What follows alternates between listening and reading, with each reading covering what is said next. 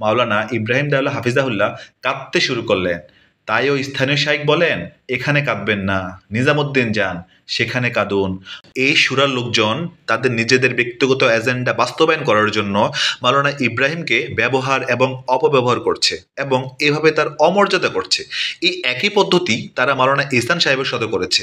তার চরম অসুস্থতার সুযোগ নিয়ে তাকে সারা দুনিয়াতে ঘুরিয়ে বেড়াচ্ছে।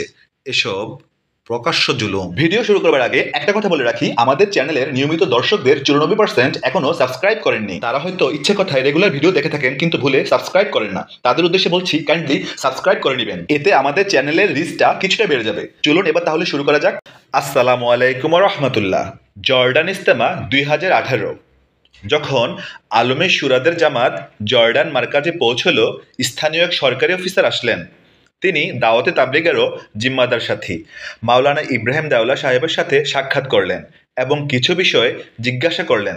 এগুলো আমাদেরও বহুদিন ধরেই জিজ্ঞাস্য।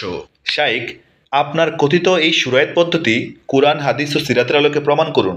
কিন্তু মুরব্বীগণ উত্তর দিতে ব্যর্থ হলেন। ওই শাইখ আবারও জিজ্ঞাসা করলেন, তাহলে কি আপনারা এখানে সাধারণ মানুষের ভুল রাহাবারি করতে এসেছেন? তখন হযরতগণ জবাব দেন, আমরা আপনাদের আমিরের নিমন্ত্রণে এসেছি। স্থানীয় ওই সরকারি কর্মকর্তা ও সাথী বলেন, আমাদের আমির তো আমরাই পছন্দ করেছি, আমরা তাকে সরিয়েও দিতে পারি যদি তিনি সূরা পদ্ধতি সমর্থন করেন, যা কুরআন হাদিস দ্বারা প্রমাণিত নয়। একইভাবে আমরা আপনাদের বহিষ্কার করার অধিকার সংরক্ষণ করি, কেননা আপনারা আমাদের দেশে শুরায়েত ফিতনা ছড়ানোর কারণ হচ্ছেন। মাওলানা ইব্রাহিম দেওলা হাফিজাহুল্লাহ কাঁদতে শুরু করলেন।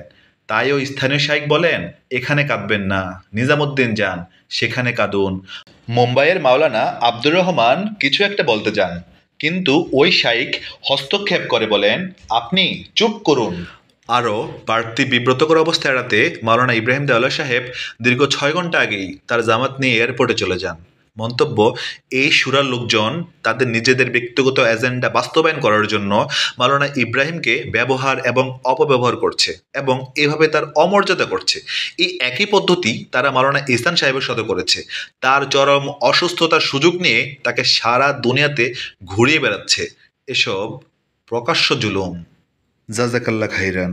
দাওয়াতের কাজ যারা করবে, প্রয়োজনীয় ইলম দিয়ে আল্লাহ তাআলা তাদের কাজ নেবেন, প্রয়োজনীয় যোগ্যতা দিয়ে আল্লাহ তাআলা কাজ নেবেন।